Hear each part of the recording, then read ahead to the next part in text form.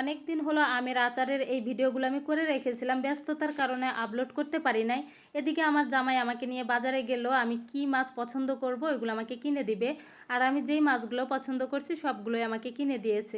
আর আজকে কি মাছ কিনে নিয়ে আসলাম, কি কি আচার দিব, সব কিছু নিয়েই থাকছে আজকের ভিডিও। আশা করি আপনাদের কাছে ভালো লাগবে। আসসালামু আলাইকুম, সবাই কেমন আছেন? বাসায় যেদিন মাছ মাংসর বাজার করা হয় সেদিন রান্না করাটা আমার কাছে অনেক ঝামেলার মনে হয়। এই তো পুঁই শাক দিয়ে চিংড়ি মাছ দিয়ে আমি রান্নাটা করে ফেললাম। আর আমি যখন বাজারে গেলাম কয়েকটা আইটেমের মাছ আমার জামাই কিনছে, তার মধ্যে কাতল মাছ আর রুই মাছ, এই দুইটা আমার মাছ পছন্দ হয়েছে। পরে আমি নিয়ে নিছি। মাছ দুইটা বেশ বড়, খেতে ততটা মজা ছিল না। ছোট থেকে বড় হয়েছে, কোনোদিন দেখি নাই মা চাচিরা বাজার করে, এখন মা চাচিরাও বাজার করে। আর আমার জামাই যখন আমাকে প্রথম ঢাকায় নিয়ে আসছে তখন আমাকে বলছিল যে তোমার বাজার করে খেতে হবে। আমি বলছি কেন মহিলারা বাজার করতে হবে, আর এখন বাজার আমার জামাই আমাকে সাথে নিয়েই করে। আর এই জিনিসটা খারাপ লাগে না, এখন কিন্তু সবাই করে। আমি যখন এগুলো দেখতাম তখন আসলে অনেকটা বছর আগের কথা। যাই হোক, বাজার করা নিয়ে তো অনেকগুলো কথাই হলো। এই মাছগুলো কিন্তু অনেক সুন্দর ছিল।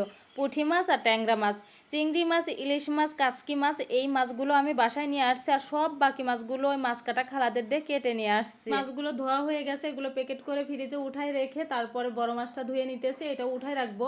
আমার মা বাড়ির থেকে অনেকগুলো আম পাঠাই দিছে আচার দেওয়ার জন্য। আমগুলো ধুয়ে আমার জামাই ছিলবে, আর আমার বাসায় যে আপা কাজ করে উনি কেটে দিবে। আমগুলো কিন্তু পেকে গেছে অনেকটা। আমার জামাই বলে মহিলাগো কাজ কেন পুরুষ মানুষে করে দিবে। তারপরে যখন আমি না পারি নিজের থেকেই দেখি অনেকগুলো কাজই আমাকে করে দেয়। আর আমি এদিকে একটা একটা করে সব আমগুলো সিদ্ধ করে নিব। আর শাকগুলো তরকারি এগুলো আমি নিচে কাটতেছি আর একটা করে রান্না করে নিব। এই তো শাকটা এখন বসাই দিব। আমার বাসার পাশে বাড়ির কাজ চলতেছে, যখনই ভয়েস দিতে আসি তখনই টাসটুস শব্দ হয়। কি আর করবো, কিছু করার নাই। এই তো আমটা ওই চুলায় দিয়ে এই চুলায় আমি শাকটা বাগার দিব। শাকটা হয়ে গেলে এই চুলায় আমি বাকি তরকারিটা রান্না করে নিব। আজকে ইলিশ মাছ 4 পিস ভুনা করব, আর ইলিশ মাছের মাথা দিয়ে পটলের একটা ঝোল তরকারি রান্না করব। আর রান্না বাড়া কম বেশি হয়েই গেল।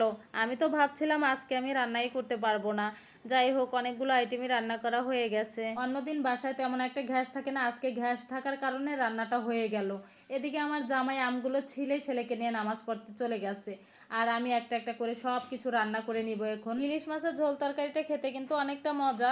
পটলের মধ্যে আলু বেগুন এগুলো দিয়ে ঝোল তরকারিটা আমি রান্না করে ফেললাম। এখন আমি আমগুলো হাতে মাখিয়ে তারপর এটা রোদ্রে দিব, পরে তেলে ভিজাবো। এর জন্য সরিষা বাটা, রসুন বাটা, আদা বাটা সব কিছু দিয়ে স্বাদ মতো লবণ, সরিষার তেল এগুলো দিয়ে হাতে মাখাবো। হাতে যখন মাখাইতেছিলাম আমার মনে হয়েছিল কি আমি তখনই খেয়ে নিই, দেখতে এতটা সুন্দর, কিন্তু ওই যে কাঁচা মশলার একটা গন্ধ আছে, এর জন্য আর খেতে পারি নাই। নাইলে আমি অনেকগুলো খেয়ে নিতাম এখন। তরকারিটা হয়ে গেছে, আমের গোলাটাও হয়ে গেছে। অর্ধেক দিয়ে আমের আচার বানাবো আর অর্ধেক দিয়ে আম ছত্তা বানাবো। আমার মেয়ে আম ছত্তা খেতে চাইছে। এর মধ্যে আমি একটু চিনি আর একটু মরিচের গুঁড়া দিয়ে এটা আরেকটু কিছুক্ষণ জ্বালাবো, জ্বালিয়ে তারপর এটা দিয়ে আম ছত্তা বানাবো। আর এদিকে তো আমার রান্না একটা একটা করে সবগুলো রান্নাই হয়ে গেল মাশাল্লাহ। রান্না সব কাজ যখন হয়ে গেছে তখন মনে হয় আমি বেঁচে গেছি। পরের দিনে আমি বারান্দায় রোদ্রে এগুলো সব রোদ্রে দিছি, এছাড়া রৌদ্র নাই কোথাও। এইভাবে আমার শুকিয়ে নিতে হবে। আমি এখন গরুর পাড় নেহারি রান্না করব। এটা আজকে জ্বালিয়ে রাখবো, কালকে রান্না করব। আসসালামু আলাইকুম, সবাই ভালো থাকবেন।